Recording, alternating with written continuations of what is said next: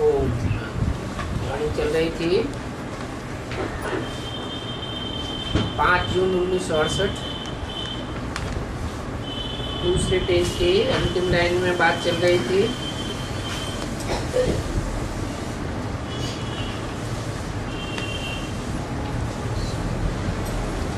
बच्चों ने बुलाया है और बच्चों के लिए ही आए हैं, और बच्चों को ही कहते हैं तुमने बुलाया है और मैं आया हूँ।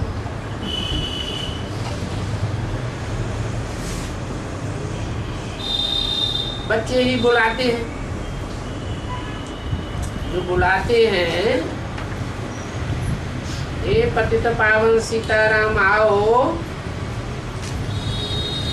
कोई पति से पावन बनते हैं। जो बुलाते नहीं है वो पति से पावन बनते भी नहीं है। और पतित पावन भी बाप को ही कहते हैं। गंगा यमुना आदि के पानी से कोई तुम पावन नहीं बन सकते। आधा कल्प तुम भूल में चले हो। 5-6-68 की वाणी का तीसरा पेज। भगवान को ढूंढते हैं परंतु किसको भी समझ में नहीं आता है कि भगवान कौन है और कहाँ है। अभी बाप कहते हैं बच्चों अभी तुमको उस उल्लास से निकलना चाहिए, परंतु इतना उल्लास से निकलते नहीं है। इनको देह अभिमान कहा जाता है न कि देही अभिमानी। अभी तो तुम बाप के सन्मुख बैठे हो। वेद के बाप को याद करने से वेद की बादशाही जरूर याद आवेगी। तो ऐसे बाप को कितना प्यार से रिस्पॉन्ड करना चाहिए। बाप तुम्हारे बुलाने से आया है, परंतु आया तो ड्रामा अनुसार है। 63 जन्म जब तुम बुलाते रहे तब तो नहीं आया, अचानक ही आया है। परंतु 1 मिनट भी आगे पीछे नहीं हो सकता है। सभी कहते हैं ना ओ फादर, ओ गॉड फादर, रहम करो, लिबरेट करो। हम सभी अभी रावण की जंजीरों में हैं। आप आकर के हमारे गाइड बनो। तो बाप गाइड भी बनते हैं और सभी उन बाप को बुलाते भी हैं कि ओ लिबरेटर, ओ गाइड, आकर के हमारा गाइड बनो, हमको भी साथ ले चलो। अभी तुम तो संगम पर खड़े हो और बाप सतयुग की स्थापना कर रहे हैं।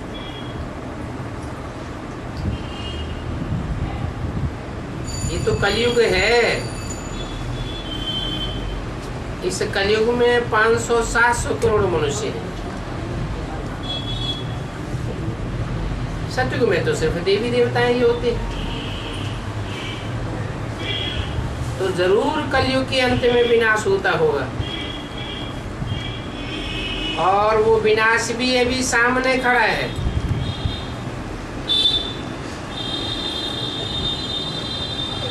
आज से 70 साल पहले न एटम बम्बों का नाम निशान था और न भगवान आया था। अभी 70 साल के अंदर भगवान भी आया हुआ है और एटॉमिक एनर्जी का भी बोलबाला होता जा रहा है। इसके लिए शास्त्रों में गायन है कि साइंस घमंडी कितनी अकल से, कितनी बुद्धि से घमंड की बातें निकालते रहते हैं। शास्त्रों में तो लिख दिया पेट में से मूसल निकले। अब स्थूल पेट में से कोई लोहे के मूसल निकलते हैं क्या? ये तो बुद्धि रूपी पेट की बात है, जिसमें से मिसाइल से निकले हैं। कहते हैं एक दुनिया तो क्या 4-5 दुनिया भी इकट्ठी हो जाएं तो भी हम यहाँ बैठे बैठे खत्म कर देंगे। अभी बाप कहते हैं ये सब है यादव संप्रदाय।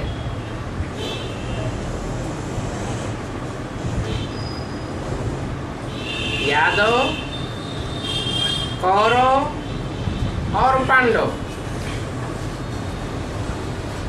कौरवों की और यादवों की बहुत आए थे। पांडव तो 5 होते हैं, अंगुलियों पर गिनने योग्य। पहले भी ये महाभारत युद्ध हुआ था, फिर चतुर्थ विश्व युद्ध भी हुआ था। अभी फिर हिस्ट्री मस्ट रिपीट। अभी तो सतयुग की हिस्ट्री रिपीट होनी है। तुम समझते हो हम नई दुनिया में ऊंच पद पाने के लिए पुरुषार्थ कर रहे हैं। जो पुरुषार्थ कर रहे हैं तो उनको पवित्र तो जरूर बनना है। तुम समझाते हो 8-9 वर्ष में विनाश होना है।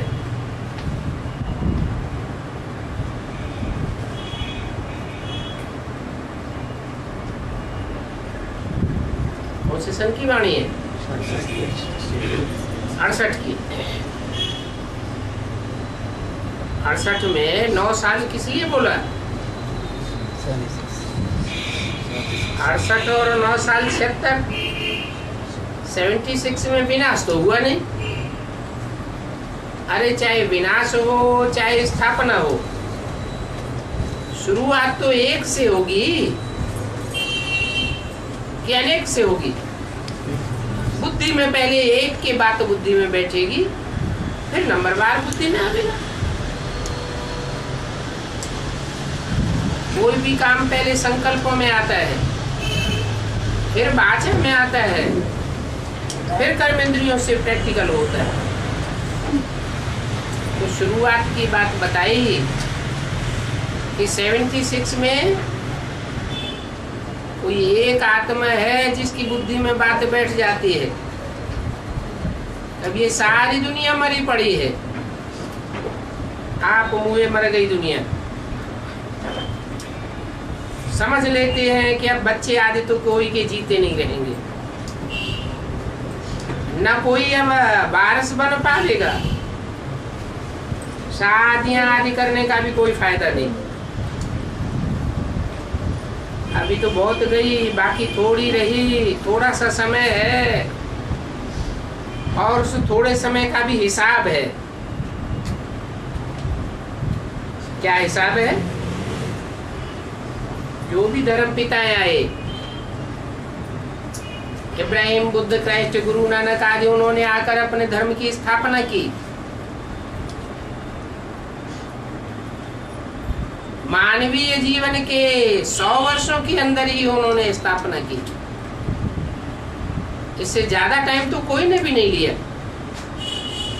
भगवान बाप भी आते हैं, 100 वर्ष के अंदर पुरानी दुनिया का विनाश और नई दुनिया की स्थापना करके जाते हैं। इसको कहते हैं पुरुषोत्तम संगम युग, कलयुग का अंत और सतयुग की आदि।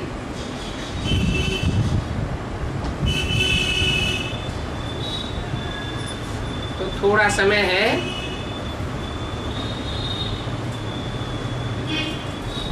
33 साल व्यतीत हो गए 68 में। तो कितना बचा? 66-67 साल बचते हैं। इस टाइम में स्थापना का काम भी पूरा होगा और एटॉमिक विनाश का अंतिम कार्य भी पूरा हो जाएगा।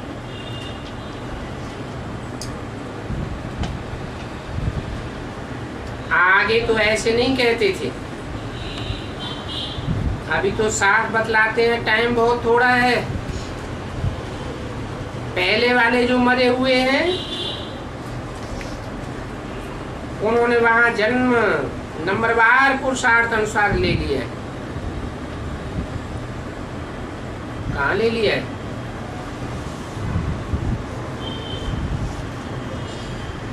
ब्राह्मण जीवन में जो भी पुरुषार्थ किया जाता है, पुरुषार्थी पुरुषार्थ करते करते अगर शरीर छोड़ते भी हैं तो उनका पुरुषार्थ का संचय अगले जन्म में जाता है। फिर तीखे ब्राह्मण बनकर के जन्म लेते हैं। ऐसे बहुत हैं जो यहाँ आते भी होंगे।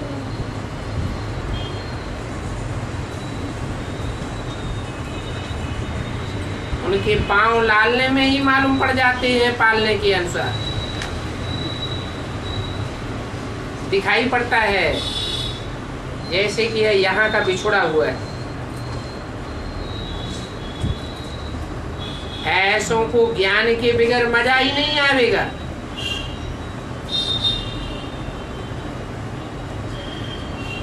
माँ बाप को भी कहते हैं हम यहाँ जावेंगे। यहाँ तो बहुत सहज समझने की बातें बताई जाती हैं और विनाश का भी उनकी बुद्धि में पक्का होगा, विनाश जरूर होना है। अभी तुम लड़ाई की तैयारियां भी देख रहे हो, सब देशों में अंदर ही अंदर आग सुलगती जाती है।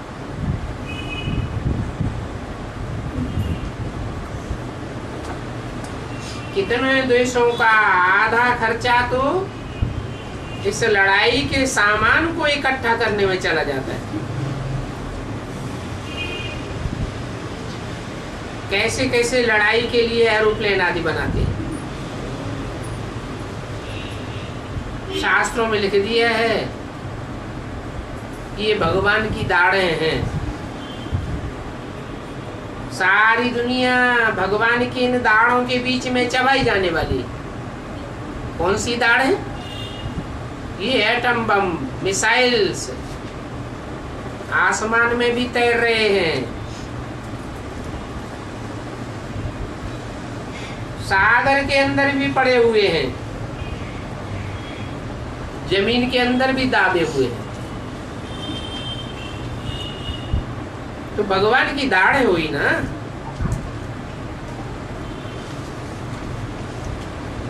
ये सब एरोप्लेन काम में आ रही है।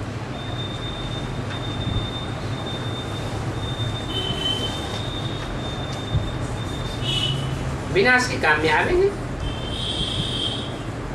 और तो कोई खास काम नहीं है। कोशिश करके उनको भी इम्प्रूव करते जाते हैं। कहते हैं घर बैठे सभी कुछ खलास कर देंगे। ऐसी ऐसी चीजें बनाते रहते हैं। आगे चल करके ऐसा भी समय आवेगा हॉस्पिटल आदि कुछ भी नहीं रहेंगे।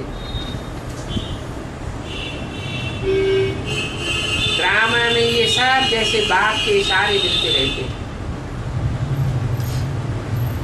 और वो भी ड्रामा में नूद है। समझते हैं ऐसा ना हो जो बीमार कोई पड़ जावे। मरना तो सभी को है। कहते भी है राम गयो रावण गयो, जिनको बहु परिवार, बचेगा तो कोई भी नहीं।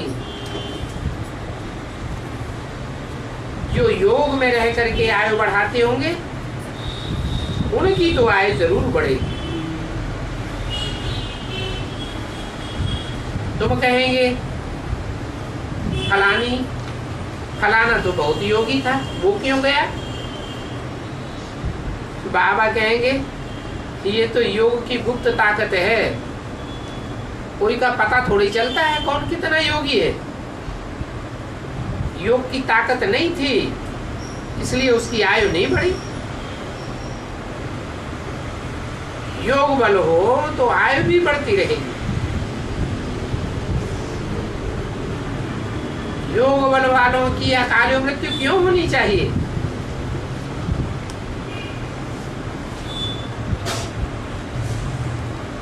इसका मतलब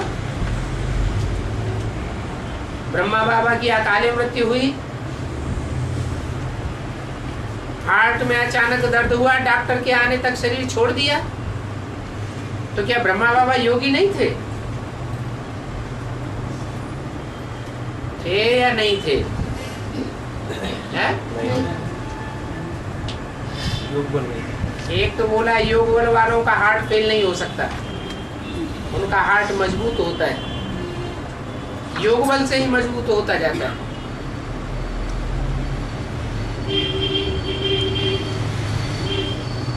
योग बल कहा ही जाता है आत्मा का परमपिता परमात्मा से योग। आत्मा तो प्रैक्टिकल साकार में सृष्टि पर है, फिर योग किससे लगा देंगे? परमपिता परमात्मा से। तो वो भी प्रैक्टिकल में होना चाहिए या नहीं होना चाहिए? ब्रह्मा बाबा किससे योग लगाते थे?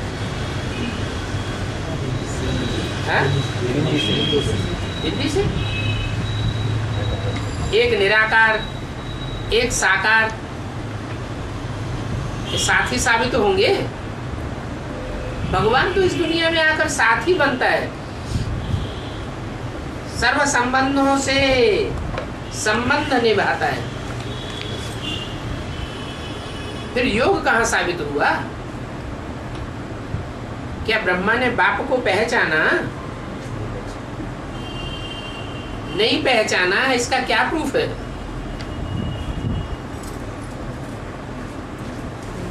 कोई प्रूफ तो होना चाहिए। प्रूफ है। विद्यालय का नाम क्या रखा? ब्रह्मा कुमारी ईश्वरी विश्वविद्यालय। फिर बाप ने उसको क्या करेक्शन किया? शिव बाप ने करेक्शन किया, ये गलती है जो तुमने नाम रखवाई लिया है ब्रह्मा कुमारी ईश्वरी विश्वविद्यालय। इससे क्या साबित होता है? गीता का भगवान कौन साबित हो गया? ब्रह्मा और फिर कृष्ण की आत्मा ही गीता का भगवान साबित हो गया साकार में। क्या ब्रह्मा कुमारी ईश्वरी विश्वविद्यालय की स्थापना करने वाला ब्रह्मा था? ब्रह्मा के अंदर तो बाद में प्रवेश करके मुरलियां चलाई। पहले तो यज्ञ में पीयू की वाणी प्रसिद्ध थी। तो साबित होता है कि ब्रह्मा ने स्वयं ही बाप को नहीं पहचाना, तो योगी होने का सवाल ही नहीं। योगी जीवन में यही सिद्धि को प्राप्त होगा या मृत्यु पाने के बाद सिद्धि को प्राप्त होगा? यही सिद्धि होनी चाहिए। तो बाप कहते हैं योग बल वाले जो भी हैं वो अपनी आयु को बढ़ाते रहेंगे और अपनी खुशी से शरीर छोड़ेंगे। बीमारी से जबरियन उनका शरीर छूट जाए, ऐसे नहीं हो सकता। अकाले मौत में उनका शरीर छूट जाए, ऐसे नहीं हो सकता। मृत्यु उनकी मुट्ठी में होगी। जैसे बाबा मिसाल बताते हैं, जो ब्रह्म ज्ञानी अपन को कहते हैं वो भी ब्रह्म में जाने के लिए ऐसे ही खुशी से शरीर छोड़ देते हैं, परंतु वास्तव में ब्रह्म में कोई जाति तो है नहीं, नील में चले जाते हैं। रिजल्ट क्या होता है? फिर जन्म लेना पड़ता है, न उनके पाप कटते हैं। पुनर्जन्म तो फिर भी यहाँ ही लेते रहते हैं ना। तो पाप कटने की युक्ति बाप ही बतलाते हैं। क्या है? ऐसे याद करो जिसके ऊपर कब कोई पाप चढ़ता ही नहीं, वो तो पाप कटेश्वर है, पापों को काटने वाला है। उसके ऊपर तो पाप चढ़ने का सवाल ही नहीं। वो पाप और पुण्य दोनों से परे है।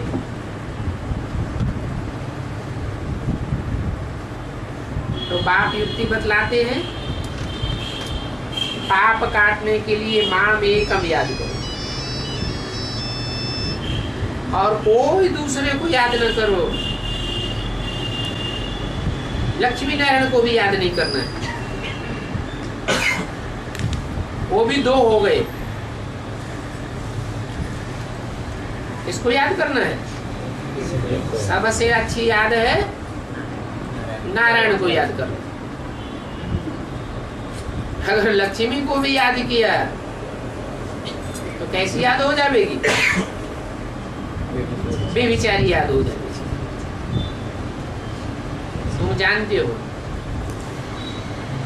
इस पुरुषार्थ से ही हम यह पद पाते हैं। कौन से पुरुषार्थ से?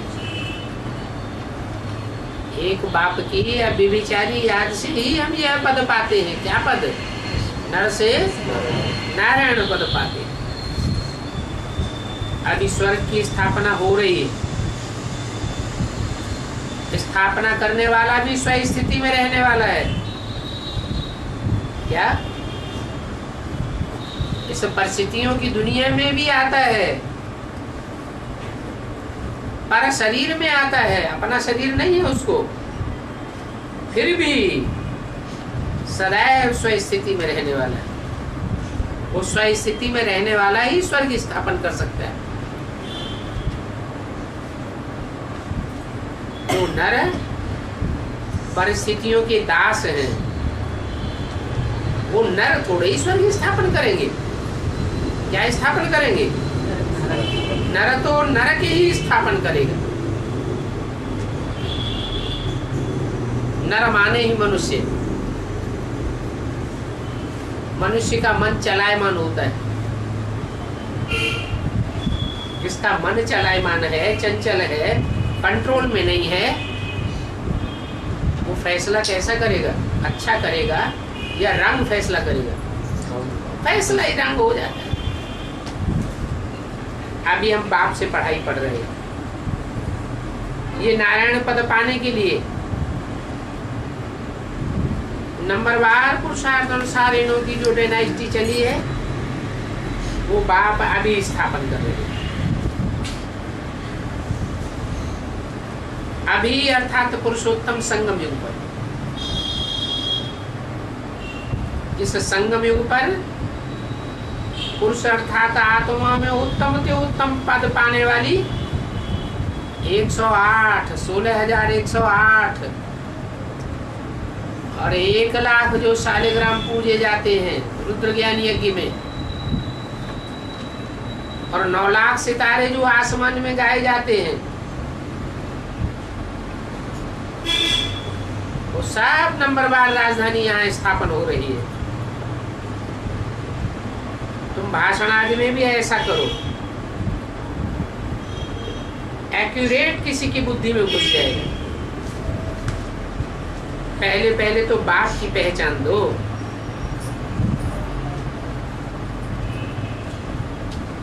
पूछो तुम किसके बच्चे हो? है? तुम कौन हो? कोई कहेंगे हम मास्टर हैं, कोई डॉक्टर हैं, इंजीनियर हैं, लड़का है, लड़की है, औरत हैं, आदमी हैं। अरे पहले तुम डॉक्टर इंजीनियर थे क्या? बचपन में थे क्या? कहेंगे नहीं। तो तुम हो कौन? तो बताना पड़े तुम आत्मा हो। आत्मा हो तो आत्मा का रूप स्वरूप भी बताना पड़े।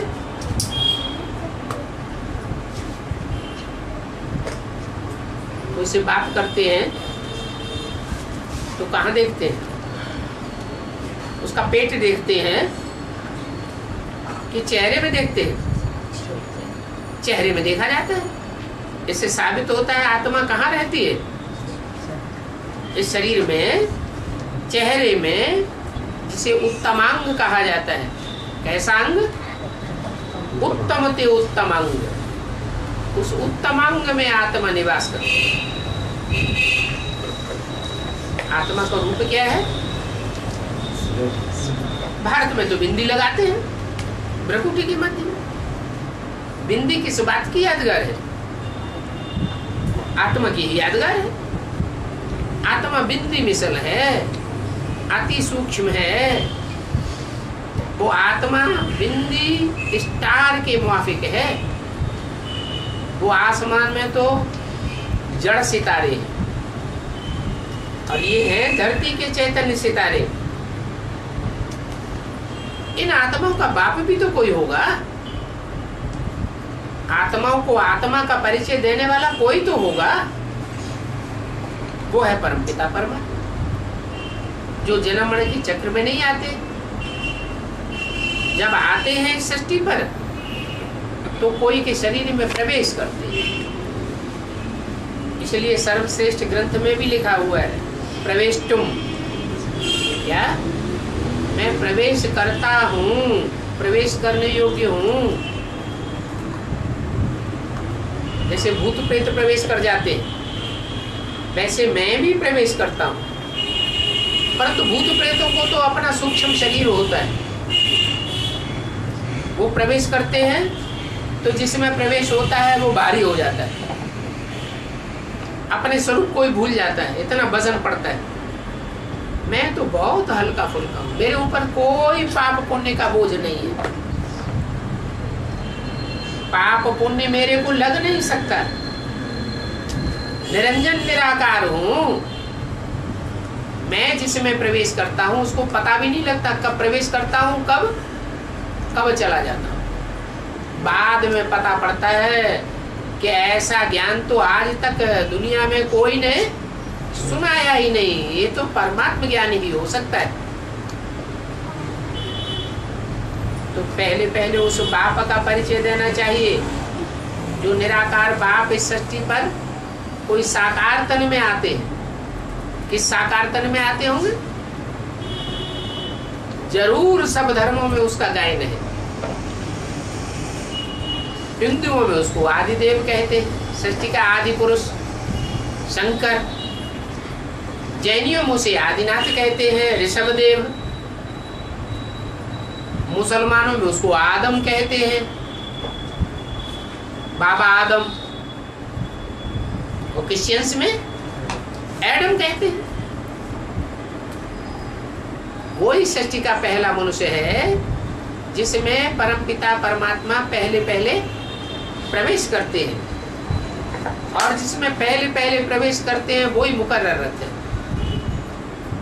तो पूरी बाप की पहचान देनी पड़े, बताना पड़े कि वो हमारा बाप भी है, बेहद का बाप है। हद के बाप से हद का वर्षा मिलता है, बेहद के बाप से बेहद का वर्षा मिलता है।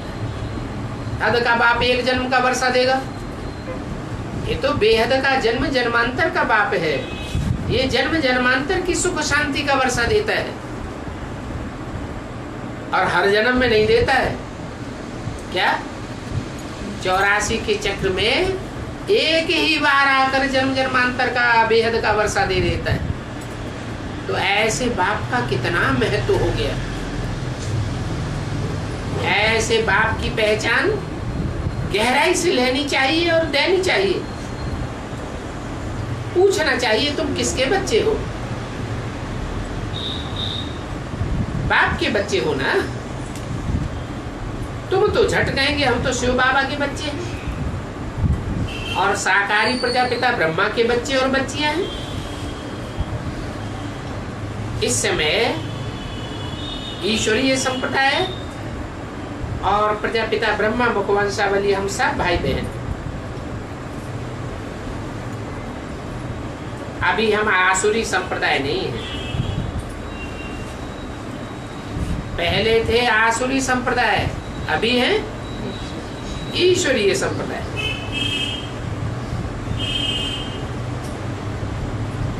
इनकी पहचान क्या है? ईश्वरीय संप्रदाय प्रजापिता ब्रह्मा कुमार कुमारियों की क्या पहचान है? इनकी पहचान भी है? क्या इनकी, हाँ, इनकी पहचान है कि इनकी शादी मुरादी नहीं होती है। अगर कोई ब्रह्मा कुमार कुमारी कहलावे और उसकी शादी मुरादी हो जावे तो समझो कोई झूठा आकर के बैठा था अंदर।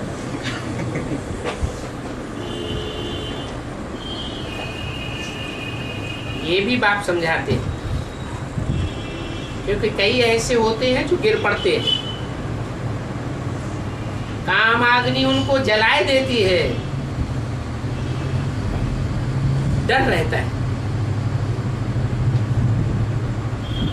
तुम बच्चों को भी डर रहना चाहिए। एक बार गिरे तो की कमाई चट हो जाएगी। ऐसे नहीं कि ढोल मजीरा बजाए शादी कर ली उसे ही शादी कहा जाता है। शादी माना क्या? विकार में गिरा माना शादी हो गई।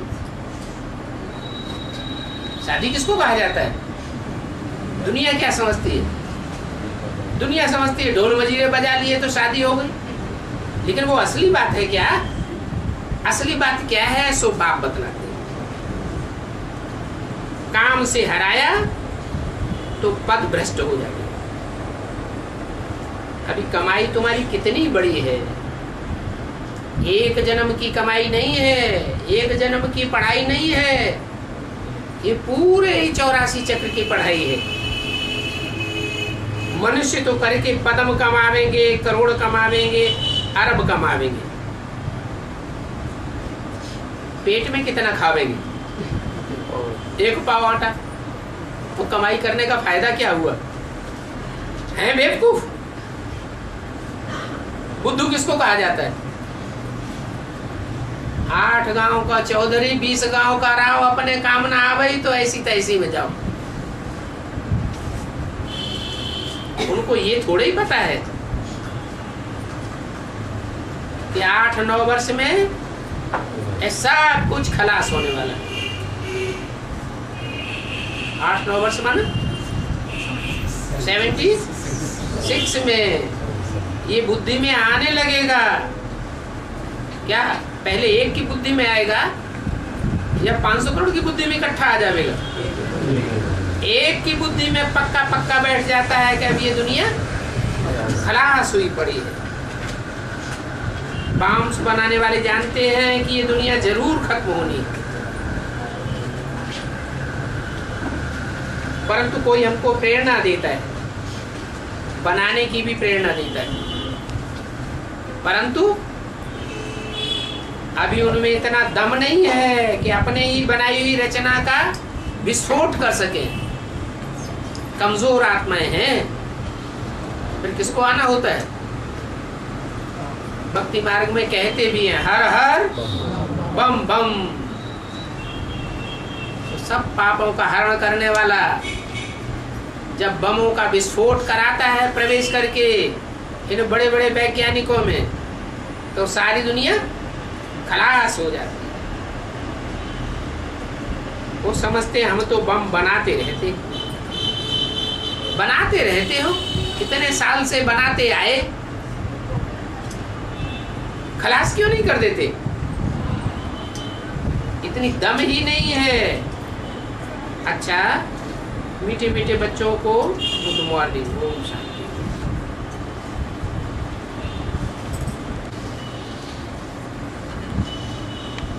5 जून 1968। ये है सच्चा सच्चा ईश्वरीय परिवार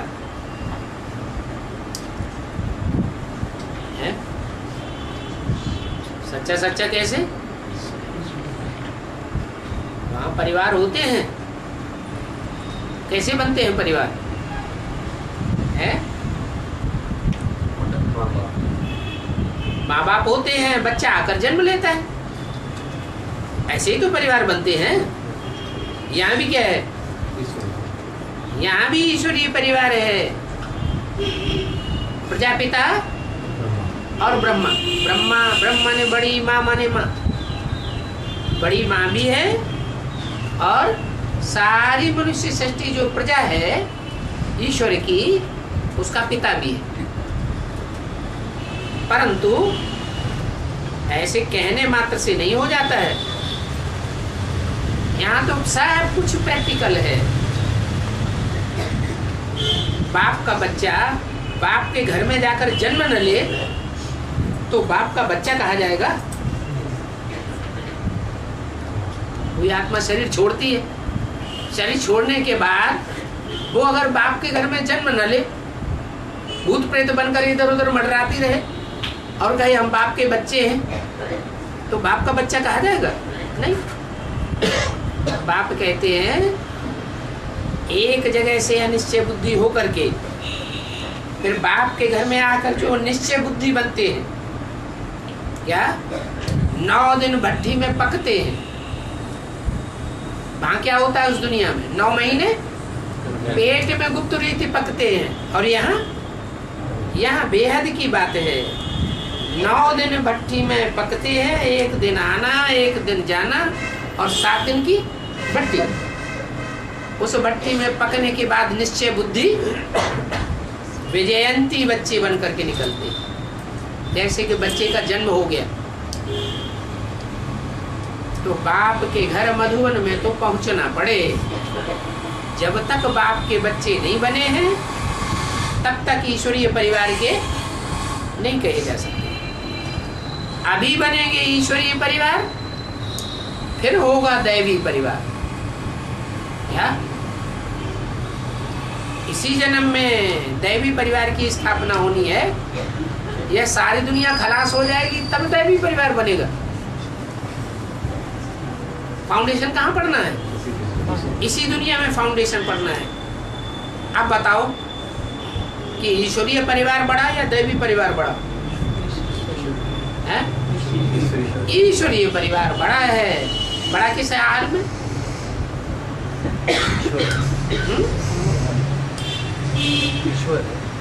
बड़ा परिवार इस हाल में है कि ईश्वर को तो सारी दुनिया मानती है। जो आज के नास्तिक हैं, जब एटम बम फटाफट फटने लगेंगे तो उनकी भी बुद्धि चक्र तो हो जाएगी, अरे हम गए कि गए।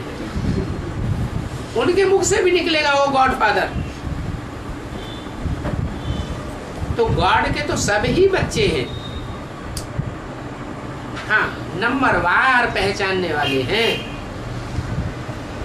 कोई ऐसे भी पहचानने वाले हैं जो 84 जन्म बाप से वर्षा लेते हैं। एक जन्म की तो बात ही छोड़ो। कोई ऐसे नास्तिक हैं कि अपनी आत्मा को भी स्वीकार नहीं कर पाते कि हम ज्योति बिंदु आत्मा है, स्टार है, जिसकी रोशनी आंखों से निकल रही है। आंखों से किसकी रोशनी निकल रही है? आत्मा की रोशनी निकल रही है। आत्मा निकल जाती है, आत्मा बाहर हो गई और आंखें बटन जैसी हो जाती है। तो अभी तुम्हारा है ईश्वरीय परिवार। ईश्वरीय परिवार में नंबरवार हैं। या ऐसे भी हैं जो और धर्मों में कन्वर्ट हो जाएंगे। कोई इस्लाम धर्म में चला जाएगा, कोई क्रिश्चियन धर्म में चला जाएगा, कोई मुस्लिम बन जाएगा। ये हिस्ट्री है। हिंदू ही दूसरे धर्मों में कन्वर्ट होते रहे। कोई दूसरे धर्म का कन्वर्ट हुआ है क्या? नहीं। ऐसे क्यों हुआ? क्योंकि देवी देवता सनातन धर्म ही सबसे पहला धर्म है जो बाप आकर के स्थापन करते हैं। फिर देवी देवताओं से ही पलट करके दूसरे धर्म में जाते हैं। तो सारा मदार पोजीशन पर है। यहाँ तुम्हारा रॉयल पोजीशन है। बाकी तुम्हारे पास जो आते हैं वो देखो कैसे कैसे आते हैं। सो तो तुम उनकी हालत देखते हो। आज निश्चय बुद्धि और कल अनिश्चय बुद्धि मरंती हो जाते हैं। ये कोई समझते नहीं है कि हम वैश्यालय के निवासी हैं। इस दुनिया में किसका राज्य है? वैश्याओं और लंपटों का राज्य है, रावण का राज्य है। ईश्वरीय राज्य अभी नहीं कहेंगे, राम का राज्य नहीं है। अभी हम सब विषय से समझाने के लिए बच्चों को बहुत मेहनत करनी पड़ती है। क्योंकि समझने समझाने से ही बुद्धि ट्रांसफर होगी। मनुष्य से देवता बनाना है, मनुष्यों का कितना कैरेक्टर से सुधरता है। यहाँ देवताएं और कहाँ मनुष्य और कहाँ राक्षस। रात दिन का फर्क पड़ जाता है कैरेक्टर से। अभी तक भी बहुत बच्चे हैं जो अपनी चलन सुधारे हैं तो अच्छा पद पा सकते हैं। आसुरी चलन से दैवी चलन में लाना ये बाप का ही काम है, और तो कोई दैवी चलन सिखला भी नहीं सकता। तुम ब्राह्मण बच्चे ही जानते हो कि बाबा आया हुआ है, आया हुआ है, शूद्र से बदली करके ब्राह्मण बनाते हैं। फिर ब्राह्मण चेंज होंगे तो देवता बनेंगे। ये है हंसों का संगम योग। अब हंस ऐसे कोई पक्षी नहीं होते हैं। एक ज्ञान रत्नों की वैल्यू है, ज्ञान रत्न चुगने वाले हंस हैं। बच्चों का वातावरण, बच्चों की चलन बड़ी अच्छी होनी चाहिए। रोज रात को देखना चाहिए। हमारे में आसुरी चलन होगी तो हम नापास हो जाएंगे, हम स्वर्ग में नहीं जा सकेंगे।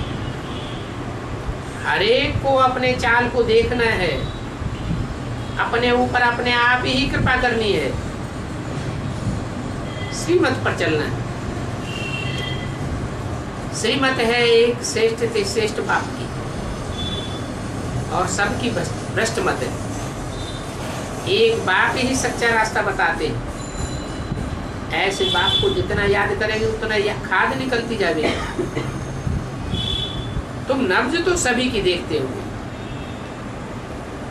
कौन कौन हमारे धर्म का है तुम ढूंढते हो।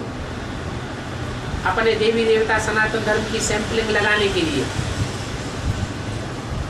जो जंगली मनुष्य होते हैं वो तो जंगलों की ही सैंपलिंग लगाते रहते हैं, कांटों की सैंपलिंग लगाते हैं। उनको ये पता ही नहीं कि दैवी फूलों का बगीचा बन रहा है। दैवी फूलों के बगीचे की कितनी बड़ी आयु होती है। तुम सतयुग के मालिक बनने वाले हो। यही खुशी बच्चों को होनी चाहिए कि बाबा आया हुआ है फिर से हमको वर्षा देने के लिए। तो ऐसे बाबा से वर्षा लेना चाहिए ना। अच्छा, ओम।